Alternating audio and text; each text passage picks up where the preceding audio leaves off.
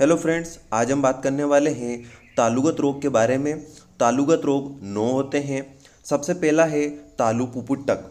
तालु पुपुट्टक जो रोग होता है उसको मॉडर्न में बोलते हैं सिस्टिक स्वेलिंग ऑफ पेलेट। तो क्या हो जाना, पेलेट पे क्या हो जाना, एक सिस्ट बन जाना, जिसकी वजह से वहाँ पर क्या देखने को मिलेगी, स्वेलिंग देखने को मिलेगी। तो तालु पुपुट्टक क्या है, सिस्टिक स्वेलिंग ऑफ पेलेट। दोस्तों ये क्यों बता रहा हूँ, क्योंकि इसी से बेस्ड हम आयुर्वेदा की जो टर्मिनोलॉजी है उसको लिखेंगे तो आसानी से याद हो जाएगा। तो यहाँ पर लिखना है आपको, मेद और कफ के कारण स्थिर वेदना रहित कोल के प्रमाण का पुपुट्टक रोग। तो दोस्तों यहाँ पर जो दोष है उनको आप याद करना चाहते हैं तो इसके पिछले वीडियो में मैंने वहाँ पर तालुगत रोग के जो संख्या होती है उनको भी बताया है, उनके नाम को कैसे याद करना है उसकी ट्रिक भी बात करी है, और दोष और चिकित्सा को भी बताया है। तो उसी से बेस्ड हमारा नेक्स्ट वीडियो है। तो यदि आप उसको याद कर लेंगे, उस ट्रिक को देख लेंगे, तो आपको दोष याद करने में कहीं से कहीं तक प्रॉब्लम नहीं आएगी। तो यहाँ पर उसी से उठा के हमने चीज़ें ली है। तो यहाँ पर आप बिल्कुल भी अपने माइंड में टेंशन ना लें कि हम दोष कैसे याद करेंगे। बस आप समझ लीजिए, दोष आपको पिछले वीडियो से बड़ी आसानी से याद हो जाएंगे। तो क्या बोल रहा हूं मैं, मेद और कफ के कारण स्थिर वेदना रहित कोल के प्रमाण का पुपुट्टक रोग। अब दोस्तों कहीं भी अल्सर होता है, सिस्ट बनता है, तो क्या होता है, सिस्ट क्या रहता है, एक ही जगह पर रहता है। तो यहाँ पर देखिए स्थिर रहेगा, उसके अंदर वेदना नहीं होती है, और कोल के प्रमाण का आपने बेर देखा होगा, बेर जो छोटा बेर होता है नॉर्मल सा रहता है छोटा सा, तो उसके लिए बोला गया है कि कोल के प्रमाण का होगा। तो आप डायग्राम देख पा रहे होंगे, जो पेलेट है उसके अंदर क्या हो, स्थिर मीन्स स्टेबल, जिसके अंदर वेदना ना हो, और कोल के प्रमाण का पुपुट्टक रोग होगा।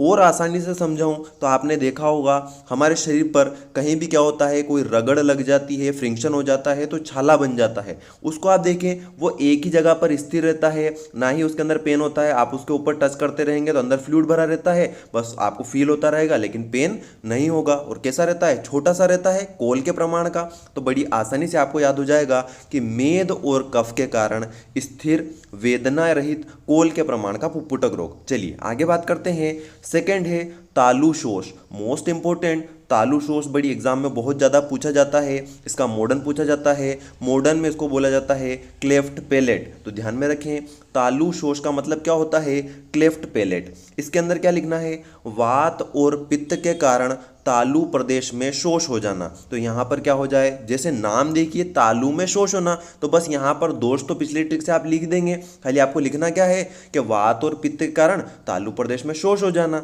और यहाँ पर क्या हो जाता है, तालु विदीर्ण हो जाता है। तो नाम से पता चल रहा है क्लेफ्ट पेलेट, पेलेट का दो टुकड़ों में बट जाना। तो यहाँ पर क्या हो रहा है, विदीर्ण हो रहा है, दो टुकड़ों में टूट रहा है। तो यहाँ भी आपको कोई प्रॉब्लम नहीं है। डायग्राम आप देख पा रहे होंगे तो बड़ी आसानी से आपको समझ में आ जाएगा। नेक्स्ट देखिए तालु पाक, जैसे वर्ड से ही समझ में आ रहा है तालु का पक जाना। तो यहाँ पर देखिए अल्सरेशन ऑफ पेलेट, पेलेट के अंदर क्या हो जाना, अल्सर का फॉर्म हो जाना। तो देखिए लिखना क्या है, पित्त दोष के कारण तालु प्रदेश में पाक हो जाना। तो जो लिखा हुआ है, जो नाम है, वही उसका लक्षण है, तालु पाक। तो तालु प्रदेश में पाक हो जाना, दोष आपको पिछले वीडियो से याद हो ही जाएगा। आगे बात करें, नेक्स्ट है गलशुंडिका। गलशुंडिका का मतलब होता है यूलाइटिस। यूलाइटिस का मतलब दोस्तों हमारे गले के अंदर आपने देखा होगा एक घंटी नुमा स्ट्रक्चर लगी तगी रहती है, जहाँ पर हमारा फेरिंग्स स्टार्ट होता है। तो वो क्या है, यूवुला। तो यूवुलाइटिस का मतलब, आइटिस का मतलब उस यूवुला के अंदर क्या हो जाना, इन्फ्लामेशन हो जाना। तो बड़ी आसानी से आपको समझ में आ जाएगा गलशुंडिका का मतलब क्या, यूवुलाइटिस। अब चलिए समझते हैं इसकी आयुर्वेद को। कफ एंड रक्त के कारण तालु मूल में उत्पन्न। तो तालु मूल में, जहाँ तालु एंड हो रहा है, सॉफ्ट पेलेट जहाँ एंड हो रहा है वहीं पे यूवुला लटकती रहती है, तो तालु मूल में उत्पन्न होगा।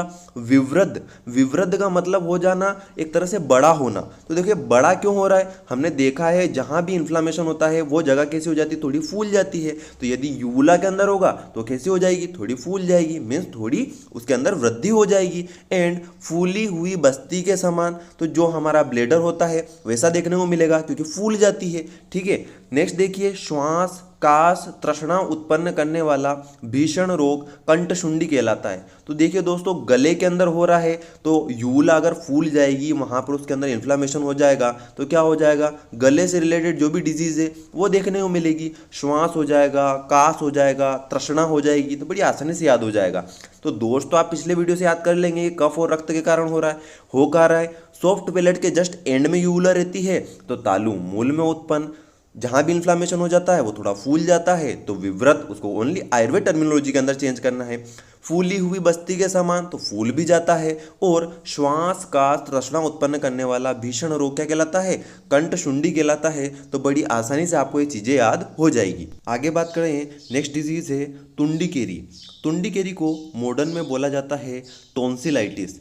दोस्तों बात करें तालुगत रोग में दो सबसे इम्पोर्टेंट डिजीज़ के बारे में, तो वो सबसे पहली डिजीज़ है टॉन्सिलाइटिस और दूसरी होती है यहाँ पर क्लेफ्ट पैलेट। बहुत ही ज़्यादा एग्जाम में पूछा जाता है, तो इसका आयुर्वेद और मॉडर्न आपको दोनों ही ठीक तरीके से पढ़ना है। तो हम बात कर रहे हैं तुंडीकेरी टॉन्सिलाइटिस की। इसके अंदर क्या होगा, कफ और रक्त प्रकोप से उत्पन्न। तो ये चीज़ तो ट्रिक से याद हो ही जाएगी आपको। अब याद क्या करना है, इसके अंदर लक्षण क्या मिलेगा, तो तोद होगा, पाक होगा और दाह युक्त स्थूल शोफ होगा। तो देखिए दोस्तों, तुंडीकेरी से त उठा लीजिए तो त से क्या हो जाएगा, तोद हो जाएगा।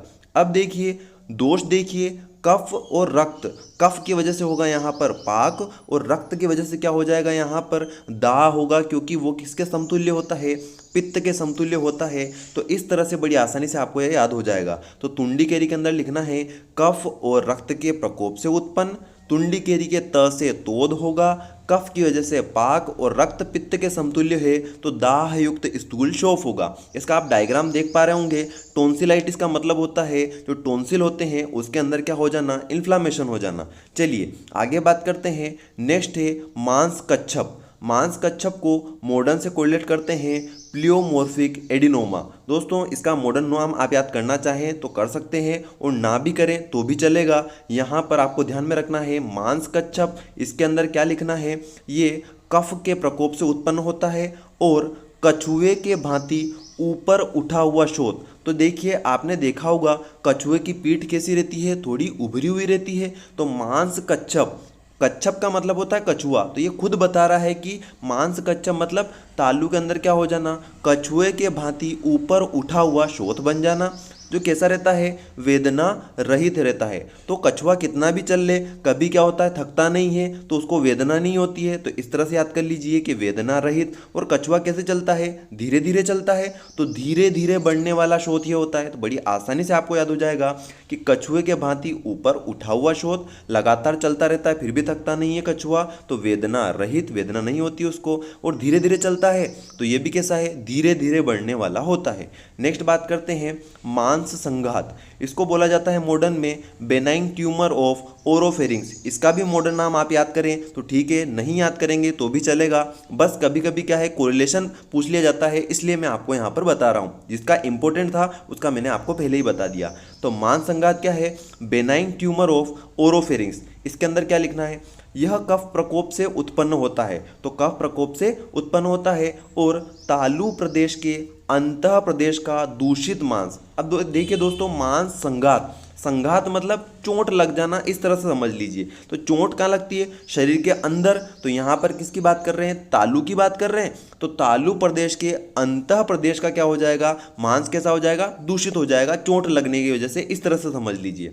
यहाँ भी क्या होगा, ये भी जो मांस कच्छप है उसी तरह ये भी कैसा रहता है, वेदना रहित रहता है। तो बड़ी आसानी से आपको दोनों लक्षण याद हो जाएंगे, तालु प्रदेश के अंतः प्रदेश का दूषित मांस और वेदना रहित होना। आगे बात करते हैं, नेक्स्ट डिजीज है अध्रुष। अध्रुष को कोरिलेट करते हैं पेलेटाइटिस से।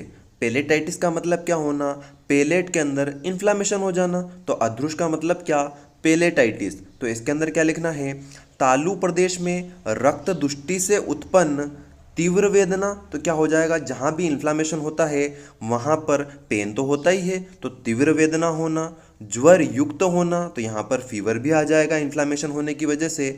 और रक्तवर्णी कठिन शोथ, तो दोस्तों ये तो हम जानते ही हैं, जहाँ भी इन्फ्लामेशन होता है उसका एक कार्डिनल साइन होता है क्या, रेडनेस आ जाना। तो यहाँ पर रक्तवर्णी कठिन शोथ तो होना ही है, तो सीधा सा है तीव्र वेदना होना, ज्वर युक्त होना और रक्तवर्णी रेडिश जो होता है हार्ड यहाँ पर इन्फ्लामेशन होना, तो वो देखने को मिलेगा। आगे बात करते हैं, नेक्स्ट है अर्बुद।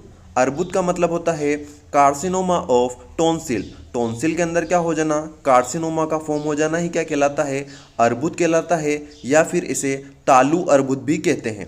इसके अंदर क्या लिखना है, एक सिंपल सी लाइन लिखना है कि तालु प्रदेश के मध्य कमल समान मांसांकुर की उत्पत्ति। तो यहाँ पर जो ट्यूमर बन रहा है, जो कार्सिनोमा बन रहा है, उसका आयुर्वेद में किससे कोरिलेट किया है, कमल से कोरिलेट किया है कि तालु प्रदेश के मध्य में क्या हो जाना, कमल के समान मांसांकुर की उत्पत्ति हो जाना।